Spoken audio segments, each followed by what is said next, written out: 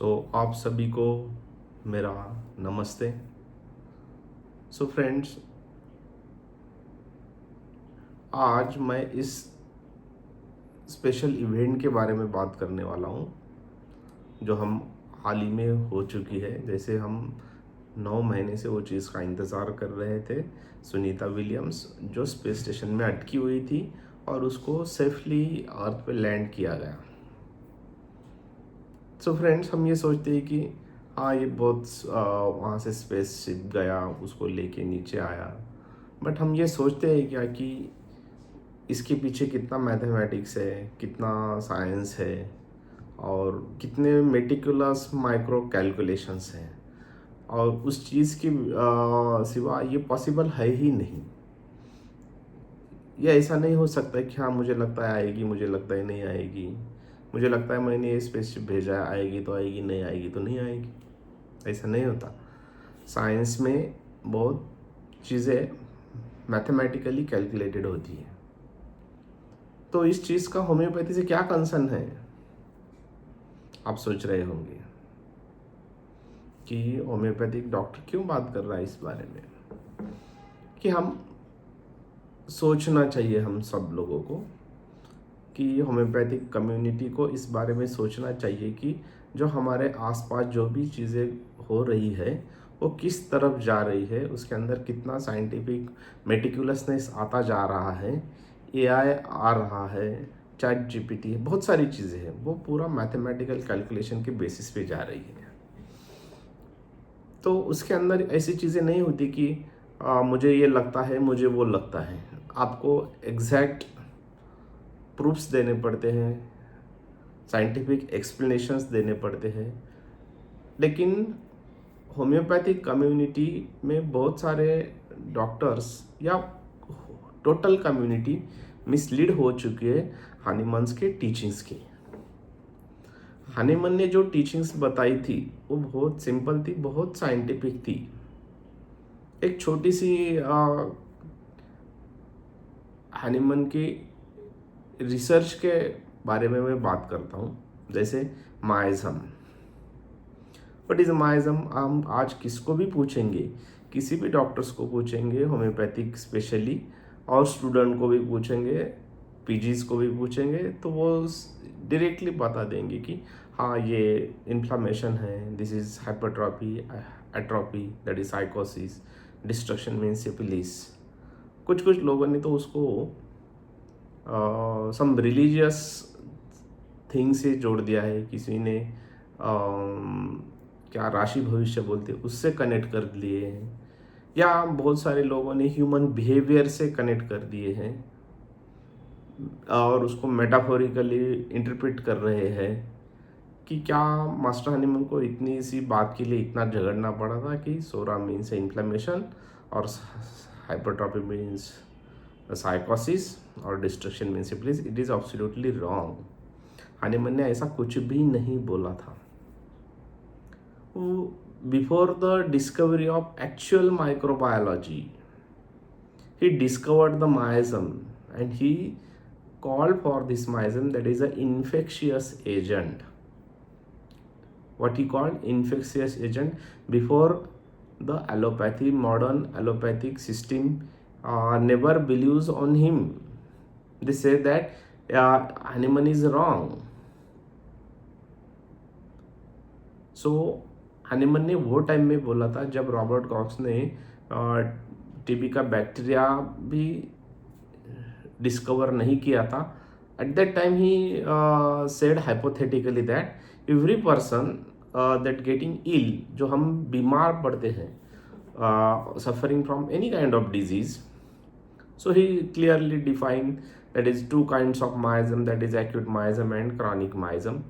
जो acute miasm होते हैं वो शॉर्ट टाइम होते हैं, जो इन्फेक्शियस पर्सन को इन्फेक्ट करते हैं और शॉर्ट ड्यूरेशन के बाद पर्सन एक तो ठीक हो जाता है मेजॉरिटी टाइम, और या तो डेथ हो जाती है। बट क्रॉनिक केसेस में क्या होता है कि पेशेंट को इन्फेक्शंस क्रॉनिकली बॉडी में परसिस्टेंट लॉन्ग ड्यूरेशन पे लिए आता है, या उसके और कुछ साइड इफ़ेक्ट्स भी बहुत दिनों तक परसिस्टेंटली बॉडी में रहते हैं, और क्रॉनिक डिजीजेस की एक चेन शुरू हो जाती है, जैसे कि डायबिटीज़ है, हाइपरटेंशन है, ओबेसिटी है, पीसीओडी है, कैंसर है, एलर्जीज है, डीएनएस है, न जाने कितने सारी क्रॉनिक डिजीजेस हैं। ये इतना सिंपल था at that time. Most of the Hahnemann's time allopath thought about that कि diseases are only because of due to the bad bile, bad blood, bad cough, but it is not. Now these peoples are aware about that, but we are not still understanding what master told us. और हमने इस चीज़ को बहुत miss interpret किया है, और उस miss interpretation की वजह से होम्योपैथिक कम्युनिटी को साइंटिफिक नहीं माना जाता। आप चाहे कितना भी बोल लो, क्योंकि आप लोग बोलते ही नहीं ना वो चीज़ें। आप डायरेक्टली क्या बोल देते हो, हाँ इनका ये नेचर था, वो बिहेवियर था, या कुछ लोग थोड़ा पैथोलॉजिकली भी ऐड करते होंगे, लेकिन उनके पास भी कोई एक साइंटिफिक एविडेंस नहीं होता कि ये हाँ ये हम कर रहे हैं। और बहुत सारे सेमिनार्स में भी मैंने देखा है कि सेमिनार का नाम तो होता है हनीमनियन थॉट्स,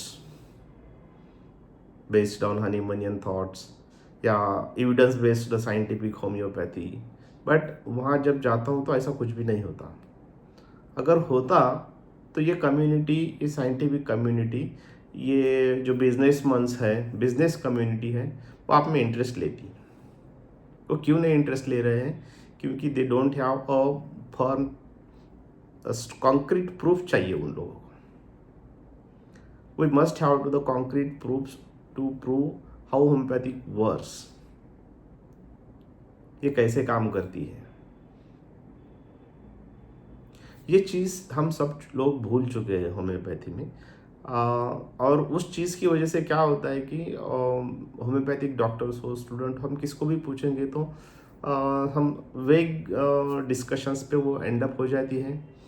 या तो 2-3 होम्योपैथ अगर साथ में भी आए तो वो बोलते हैं कि मेरा सिस्टम अलग है, उसका सिस्टम अलग है, लेकिन बॉडी तो सेम है, या होम्योपैथिक मेडिसिन भी सेम है। आपका सिस्टम, आपका थॉट अलग होने से तो ये बदलने वाला नहीं है।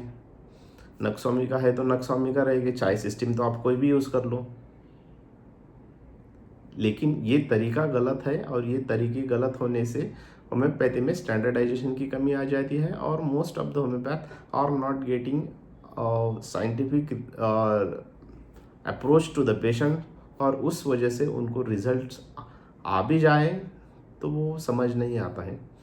हाँ, और इस चीज़ की वजह से होम्योपैथिक कम्युनिटी आज थोड़ी पीछे है।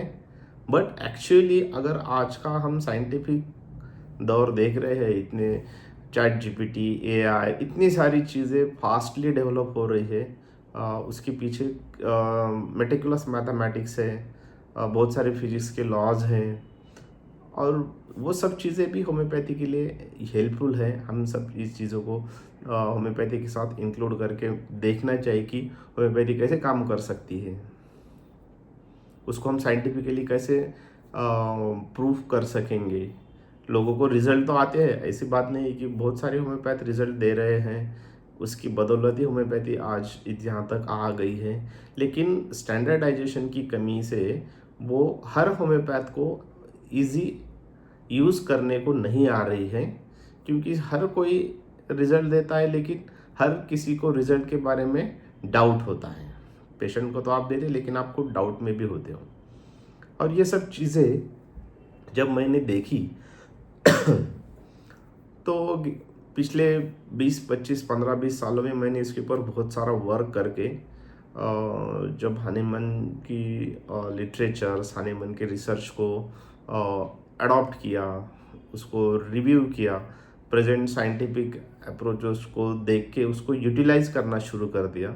यू कांट बिलीव दैट हम पिछले 8-10 सालों में, मेरा काम तो बहुत दिनों से था, लेकिन मैंने आई थिंक 5 साल से मैं जेन्यून प्रैक्टिकल होम्योपैथिक प्लेटफॉर्म, एक फोरम बना के हनीमनियन टीचिंग्स को एक्चुअली मासेस में प्रोपोगेट करने के लिए काम कर रहा हूँ। तो मेरा ये मकसद है कि होम्योपैथिक डॉक्टर साइंटिफिक बने। तो ये सीरीज़ ऑफ वीडियोस मैं बनाते जाऊँगा। जैसे कि फॉर एग्जांपल आज मैं थोड़ा हिंट देता हूँ, उसके बारे में वीडियो नेक्स्ट इसमें देखेंगे। जैसे कि एनाटॉमी, स्टडी ऑफ एनाटॉमी।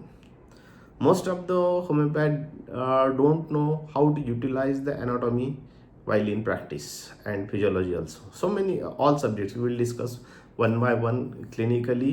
ये एनाटॉमी फिजियोलॉजी का या एनाटॉमी का होम्योपैथ को कैसा यूटिलाइज करना चाहिए। एक्चुअली होम्योपैथिक ग्रेजुएशन में जो एनाटॉमी है it is very similar like allopathic approach.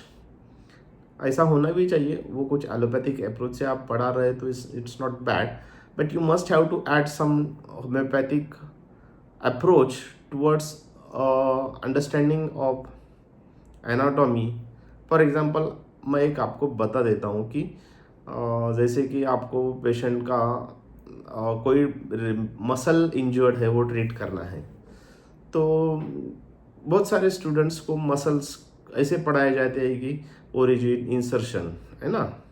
लेकिन मसल्स होम्योपैथ के लिए वो कौन सी टाइप का मसल है, वो मसल्स वर्क कैसे करता है, उसके टेंडॉन्स कहाँ पे है, ये टेंडॉन्स इंजर है क्या मसल एक्चुअली में इंजर्ड है, मसल्स अगर इंजर है तो मसल्स में इन्फ्लेमेशन क्रॉनिक है क्या एक्यूट है। और मसल्स तो खाली मसल्स नहीं होते हैं, उसका कनेक्शन नर्व सिस्टम से होता है, ब्रेन से होता है, ब्लड सिस्टम से होता है, एंडोक्राइन सिस्टम से होता है। ये सब चीज़ें जो कलेक्टिवली हम अगर होम्योपैथ को बताते जाएंगे, जैसे उसके साथ कनेक्ट कभी जॉइंट है तो फिर मसल एंड जॉइंट इन्वॉल्व हो जाते हैं, तो वो एक अलग अप्रोच होता है। तो एनाटॉमी भी हमें नए तरीके से सीखनी चाहिए। जैसे कि जनरल एनाटॉमी बहुत ज़्यादा एलाबोरेटिवली पढ़ानी चाहिए, हिस्टोपैथोलॉजी पढ़ानी चाहिए और हिस्टोलॉजी पढ़ानी चाहिए, एम्ब्रियोलॉजी पढ़ानी चाहिए, क्योंकि हम वाइटल फोर्स बोलते हैं, it is very similar like DNA.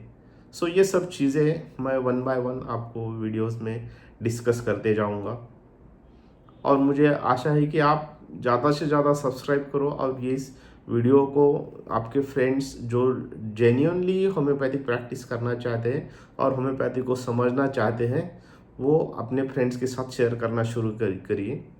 Technically आप मत जाइए, कभी मेरे लैंग्वेज में गड़बड़ी हो सकती है या मेरा मिस्टेक्स हो सकती है, लेकिन आप इसेंस को समझिए और ज़्यादा से ज़्यादा स्प्रेड कीजिए, जो एक आपका काम एक ह्यूमैनिटी के लिए होगा। मैं आगे भी बताऊंगा how homeopathy helps for to humanity.